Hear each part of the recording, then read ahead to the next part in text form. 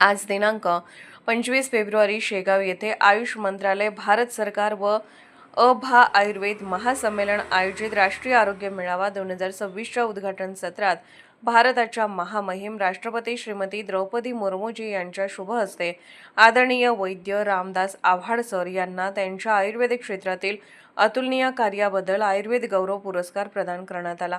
यावेळी महाराष्ट्राचे राज्यपाल माननीय श्री आचार्य देवव्रतजी, माननीय श्री प्रतापजी जाधव, राज्यमंत्री आयुष स्वतंत्र प्रभार, इतर मंत्रीगण, आयुष सेक्रेटरी पद्मश्री वैद, राजेश कोटेचा सर, अखिल भारतीय आयुर्वेद संमेलन अध्यक्ष पद्मश्री पद्मभूषण वैद्य देवेंद्रजी त्रिगुणा सर व अन्य विविध क्षेत्रातील मान्यवर शासकीय अधिकारी, वैद्यगण व 6000हून अधिक विद्यार्थी, डॉक्टर उपस्थित होते।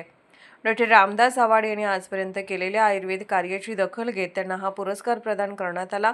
या 4 दिवसीय आरोग्य मेळाव्यासाठी हजारो वैद्यगण व लाखाहून अधिक सामान्य जन उपस्थित राहणार आहेत।